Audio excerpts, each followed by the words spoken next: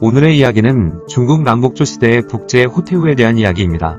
중국 역사에서 420년부터 589년까지의 약 170년을 남북조 시대라고 하죠. 수많은 나라가 생겼다가 멸망하다를 반복하다 훗날 고양이라는 사람이 북제라는 나라를 세우고 초대 황제인 문선제가 되었죠. 호 씨는 북제 조정에서 후궁을 뽑을 때 선발되었는데 아름다운 미모의 그녀는 문선제의 동생이었던 고담의 아내가 되었습니다. 고담은 북제가 건국된 후 장광왕에 봉해졌고 그녀도 장광왕비가 되었죠. 남편 고담은 야망이 가득했던 인물인데요. 형 문선제가 죽자 아들 고운이 다음 황제가 되었습니다. 그러자 친형인 고연과 힘을 합쳐 조카인 고운을 내쫓았죠. 그 다음 황제는 형 고연이 되었지만 1년 만에 낙마사고로 죽자 561년 고담은 마침내 무성제로 즉위했습니다. 당연히 호씨도 황후로 신분이 상승되었죠. 무성제 고담은 황제가 된 후 사치와 향락에 빠져 음란하고 방탕한 생활을 했습니다. 무성제는 호황후 외에도 이씨, 팽씨, 왕씨, 마씨 등의 후궁을 두었고 특히 형수인 이조아를 마음에 들어 했는데 아들을 죽이겠다고 협박해 강제로 관계를 맺었죠. 무성제는 총애하던 형수 이조아의 거처인 소신궁에서 거의 살다시피 했기 때문에 호황후는 남편인 무성제의 눈길 한번 받지 못하며 독수공방했죠. 그렇지만 선천적으로 음탕했던 호황후는 자신의 끓어오르는 속을 견디지 못했습니다. 그러던 그녀의 눈에 든 건 바로 무성제가 굉장히 신뢰하던 신복 넷이 화사계였죠. 그녀는 화사계에게 은밀한 눈빛을 보내며 유혹하기 시작했습니다. 야심가였던 화사계는 계산기를 두드려 보니 자신이 권력을 줄 수 있는 절호의 기회라 여겨 호황후의 은밀한 눈빛을 적극적으로 받아들였죠. 두 사람은 서로 너무 잘 맞았는지 금방 깊은 관계를 맺기에 이르렀습니다. 낮에는 황제에게, 밤에는 황후에게 총애를 듬뿍 받는 화사계는 나라를 마음대로 할 수 있는 백은 생겼지만 실질적인 권력도 손에 거머쥐고 싶었죠. 또한 호황후와도 미래가 아닌 드러내놓고 향락에 빠지고 싶었습니다. 그는 호황후와 말을 맞춰 무성제에게 태자에게 황제를 물려주고 상황으로 편안한 삶을 즐기소서 라고 건의했습니다. 음주가무와 향락에 빠져 제정신이 아니던 무성제는 아들에게 황제 자리를 물려주죠. 그리고 나서 국내에 깊숙한 곳에 들어간 후 주색에 과도하게 빠져 허우적거리다 3년 후에 사망하고 말았습니다. 그리고 태자였던 고위가 황제로 즉위하자 호황후는 황태후로 신분이 바뀌었습니다. 호태후와 화사계는 더 이상 누구의 눈치도 볼 필요가 없어지자 대놓고 음탕한 연애질을 하기 시작했는데요. 두 사람의 치정에 대해 대신들 사이에서는 극도의 불만이 터져나왔고 황제 고위에게 화사계를 처벌하도록 상소를 올렸죠. 하지만 황제 고위는 나이도 어렸고 어리버리했기 때문에 어머니인 호태후에게 혼날 것이 두려워 대신들의 상소에 대해 아무런 조치도 취하지 않았습니다. 이 틈을 타서 화사계는 자신을 탄핵하려 했던 대신들을 쫓아내고 황궁을 자신의 신복들로 채워왔으며 나중에는 황제에 의해 회영왕에 봉해졌습니다. 그는 북제에서 최고의 권력가가 된 것입니다.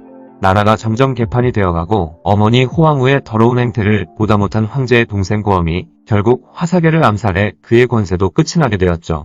화사계가 죽었음에도 불구하고 호태후의 뜨거운 가슴은 식을 줄 몰랐습니다. 그녀는 부처에 예불 한다는 명목으로 절에 드나들었는데 곧바로 스님이던 담원과 눈이 맞아버렸습니다. 처음에는 호태후가 절에 드나들며 비밀리에 둘의 깊은 관계가 이어졌지만 절에서의 비밀 만남이 만족스럽지 못하던 호태후는 스님을 궁으로 불러서 예불 드리겠다며 담원을 남편이 살아있을 때 거처하던 침실까지 불러들였으며 이제는 밤낮으로 그와 함께 관계를 가졌죠. 담원은 어느 순간 화사계가 누렸던 권력을 누리게 되었습니다. 심지어 담원의 별명이 태상왕이었을 정도였죠. 하루는 세상 물정 모르는 황제 고위가 문안을 드리기 위해 어머니 호태후를 찾았습니다. 그런데 호태후 곁에 용모가 뛰어난 여성 2명이 있는 걸 보고 여성들이 마음에 들었던 황제는 호태후에게 문안 인사를 드리고 나서 여성들을 자신의 침실로 불렀죠. 아리따운 두 여성과 즐기고자 했던 황제 고위는 뜻밖의 벽에 부딪힙니다. 그 여성 2명이 황제와 관계를 하지 않기 위해 죽자사자 반항했던 것이죠. 이에 제대로 열받은 황제는 강제로 여성의 옷을 벗겼는데 알고 보니 여성들은 여장을 한 남자였습니다. 그 2명은 담원의 밑에 있는 어린 종들이었는데 얼굴이 예쁘게 생겨서 호태후의 눈에 들었던 것이었죠. 궁으로 데려가려니 남자를 들이는 것이 황제 고위가 알까봐 두려웠던 호태후는 여성으로 분장시켜 궁으로 데려온 것입니다. 이들을 신문한 황제는 어머니 호태후의 이런 문란한 행실에 분노했고 그 어린 종들과 담원화상까지 모두 참수했습니다. 조사 과정 중 드러난 호태후와 부적절한 관계를 맺었던 원산왕 등 지방관리들도 모두 참수당했죠. 그리고 호태후는 국궁에 유폐되었습니다. 그러다 577년 사치와 향락으로 얼룩진 북제는 결국 북주에 의해 멸망하게 되었습니다. 하지만 특이하게도 나라가 멸망하니 호태우는 유폐 상태에서 풀려나 비로소 자유를 얻게 되었죠. 40살도 채 안 된 나이에 호태우는 황태우의 지위는 잃게 되었지만 몹이 풀린 망아지 마냥 문란한 성생활을 즐기기 시작했습니다. 그녀는 며느리였던 목황후와 함께 북주의 수도인 장안에서 기방을 열었죠. 스스로도 기녀가 되어 온갖 남성들과 즐기며 돈도 버는 일석이조의 생활을 영위했습니다. 전직 황태후와 전직 황후가 몸을 파는 기녀가 되었다는 소식은 장안의 화제가 되어 그녀와 잠자리를 한번 가지기 위해 수많은 권력자와 재력가들이 줄을 섰고 기방은 엄청난 성황을 누렸습니다. 이에 호태우는 며느리 목황후에게 기녀 노릇이 황후 노릇보다 더 재미있다 라고 흥분하며 말했다고 합니다. 그러다 훗날 수나라가 건국되고 조금 지난 날에 호태우는 장안에서 병에 걸려 죽게 되었죠. 여자로서 최고의 지위였던 황태우에서 여자로서 제일 낮은 위치인 기녀로 신분이 급격히 추락했으면서도 너무나도 만족한 삶을 살았던 호태우는 중국 최고의 생녀로서 역사의 길이 남게 되었습니다. 진시 황제는 중국 대륙을 최초로 통일한 대업을 이루고 중국 역사상 첫 번째 황제가 되었습니다. 하지만 특이하게도 후궁은 있었지만 황후를 두지는 않았죠. 그 이유는 자신의 어머니 조이 때문이었다고 추측하는 사람들도 있습니다. 어머니인 조이는 워낙 독특하고 이상한 인물이라서 그런지 여자에 대해 학을 떼었기 때문이었다는 이야기도 있죠. 자식의 입장이던 시황제에게 어머니였던 조이는 굉장히 골 때리는 여인이었습니다. 조나라의 부유한 집안에 딸로 태어난 조이는 외모도 예쁜데 춤도 잘 추기로 소문이 나서 많은 남자들이 흠모하던 여인이었는데 당시 최고의 부자였던 여부리가 그녀를 꼬셔 척으로 맞이했죠. 여부리는 여러 나라를 왔다 갔다 하며 장사를 하는 무역상이었는데요. 그는 조나라 수도 한단에서 한 남자를 만나게 되었죠. 그 남자는 영자초라는 사람으로 진나라 왕의 자식이었는데 조나라의 인질로 잡혀와 있었습니다. 여부리는 이 영자초의 잠재성을 꿰뚫어보고 그를 왕으로 만들기 위해 많은 후원을 하기 시작했죠. 어느 날 여부리의 조나라 집에서 연회를 열게 되었는데 당연히 영자초도 초대되었습니다. 영자초는 여부리 곁에 있는 조이를 보고 첫눈에 반해버렸죠. 그리고 영자초는 여부리에게 조이를 자신에게 달라고 했는데 여부리는 영자초의 요구를 굉장히 불쾌했지만 영자초를 왕위에 올리기 위해 이미 엄청나게 많은 재산을 쏟아부은 상태라서 결국엔 조이까지 바치게 되었습니다. 조이는 그렇게 영자초의 부인이 되었고 조나라에서 자식을 낳았는데 그가 바로 시황제 영정이었죠. 이후 조이는 영자초와 함께 조나라를 탈출해 진나라로 가게 되었고 우여곡절 끝에 영자초는 진나라 왕이 되었습니다. 하지만 영자초는 왕이 되고 불과 3년 만에 죽음을 맞이해서 아들 영정이 왕위에 오르게 되었죠. 그리고 조이는 태후가 되었습니다. 태후가 된 이후 그동안 하고 싶어도 못했던 자신의 욕정을 채우기 시작했는데 조이는 원래 자신의 남편이던 여부리를 조용히 불러 꼬시기 시작했습니다. 여부리도 어쩔 수 없이 그녀를 받아주었죠. 그렇게 조이는 여부리와 간통을 하기 시작했는데 꼬리가 길면 잡힌다고 행여나 둘의 사이가 들킬까 두려웠던 여부리는 조이를 멀리하고자 했죠. 하지만 조이가 하도 시도 때도 없이 불러대니 하는 수 없이 자신의 대타로 노예라는 남자를 섭외하게 되었습니다. 노예는 이미 화류계에서는 대스타였는데 그 이유는 그의 거시기가 굉장히 크고 아름다웠다고 합니다. 그리고 노예는 기가 막힌 특기가 하나 있었는데 바로 거시기로 큰 수레바퀴를 들어 올리는 것이었죠. 직업 없이 백수로 지냈던 노예는 주변의 여자들이 자신과 하룻밤을 보내는 것을 소망했기 때문에 그 여자들의 기둥서방 노릇을 하며 잘 먹고 잘 살고 있었습니다. 여부리는 그런 노예에게 수레바퀴를 거시기로 들어올리는 것을 자주 하게 했고 그 소문이 조이의 귀에 들어가도록 했죠. 역시나 조이는 그 소문을 듣고 솔깃해하기 시작했습니다. 여부리는 곧바로 노예를 조이에게 소개시켜줬고 노예와 함께 뜨밤을 보낸 조이는 당연하게도 노예를 굉장히 마음에 들어했죠. 하지만 환관 이외의 남자는 국내에서 살 수 없었기 때문에 노예는 입궁하기 위해 환관으로 위장을 해야 했죠. 그래서 조이는 노예의 눈썹과 수염을 모두 뽑아버렸고 거세를 했다는 증거로 당나귀의 거시기를 보여줬다고 합니다. 조이는 환관인 척들인 노예와의 간통이 시작되었습니다. 난리도 아니었죠.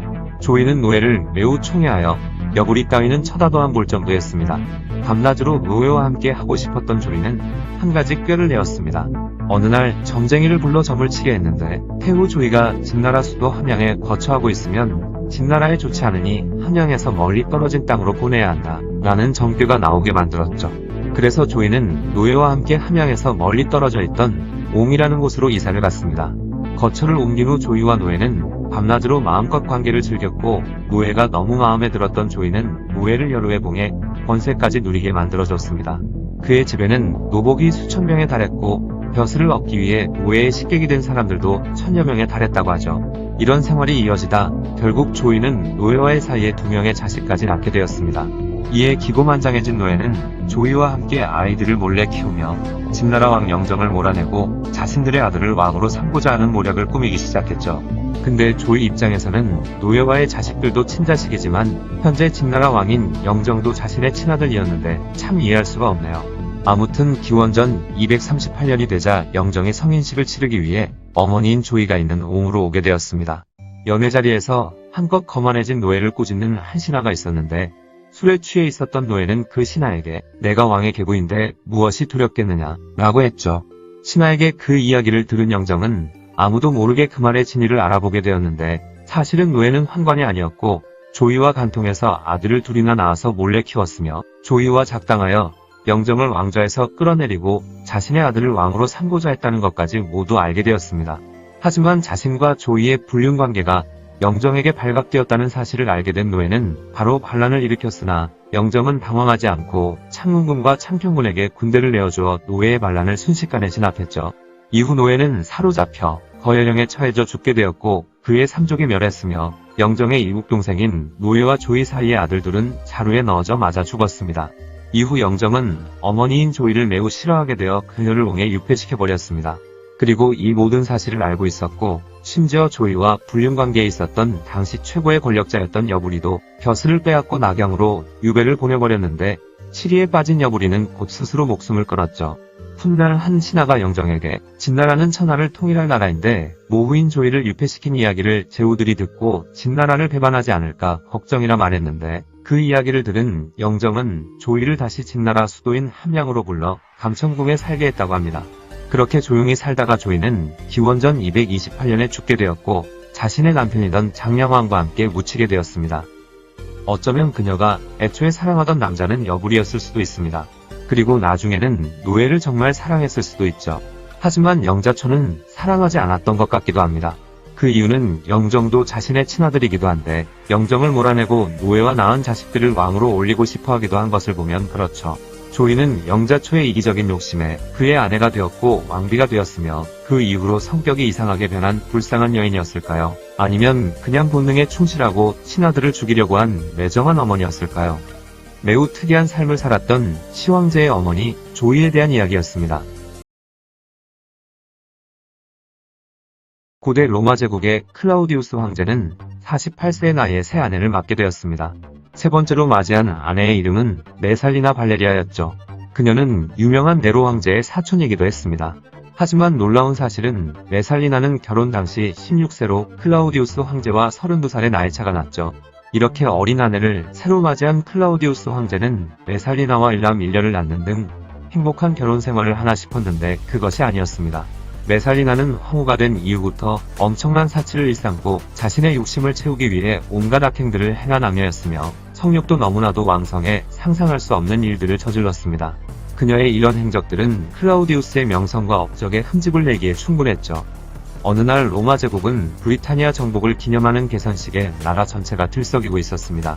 개선식은 전쟁에 참가했으며 전쟁 승리에 기여한 장군과 병사들이 수많은 사람들의 축하를 받으며 행진하는 중요한 행사였죠. 어이가 없게도 이 개선식에서 메살리나의 기행은 많은 사람들이 경악을 금치 못했습니다. 브리타니아 정복에 전혀 기여도 하지 않은 황후가 스스로 개선식에 등장하여 정작 주인공인 황제, 장군, 병사들을 들러리 취급하며 자신이 주인공 마냥 행동했던 것이죠. 아무리 황제의 아내라 하더라도 전쟁에 참여도 하지 않은 여자가 개선식에 참가하는 것은 전례가 없는 일이었고 이 장면을 본 로마 백성들은 기겁해 마지 않았습니다. 메살리나의 미친 행보는 이제 시작일 뿐이었습니다.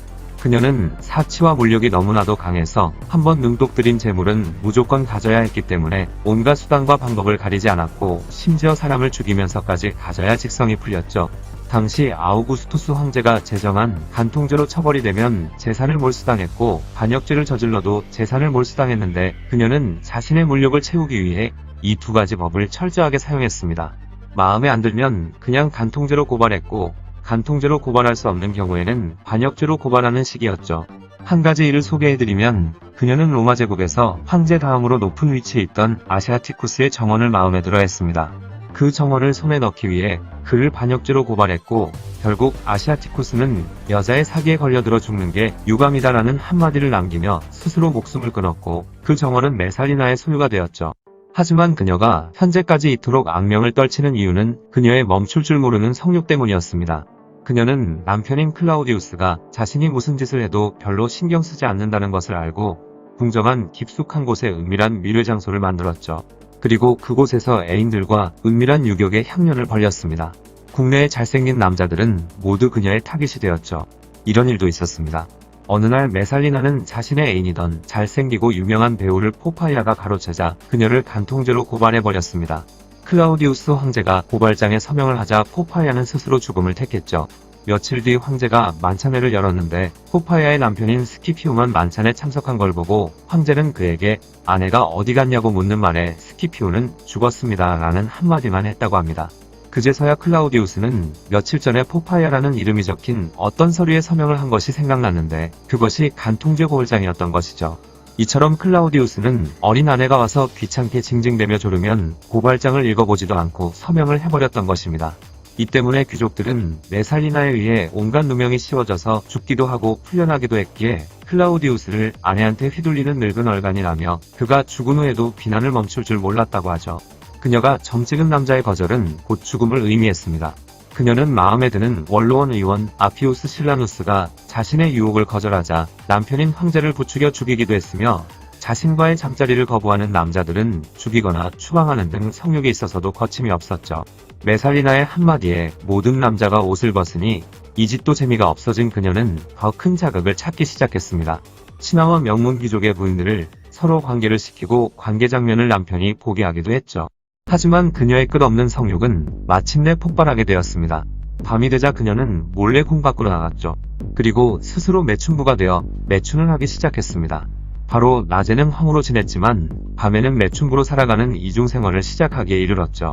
처음에는 고급 매춘부로 시작을 했는데 그것으로도 만족이 되지 않았던 메살리나는 아예 천민들이 이용하는 최하층 매운굴에까지 들어가 몸을 팔기 시작했죠.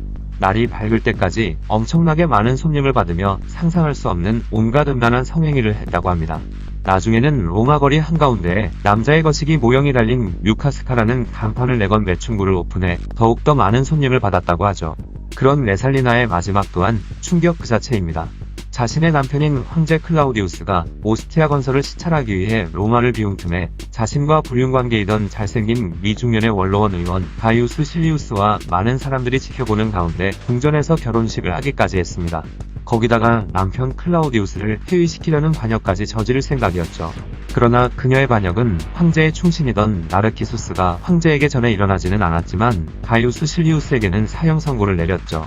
메살리나는 남편에게 살려달라고 매달리니 황제는 그녀의 처벌을 미루게 되었는데 루쿨루스 별장에 숨어있던 메살리나는 고작 31살의 나이에 클라우디우스의 측근들의 손에 결국 죽임을 당했습니다.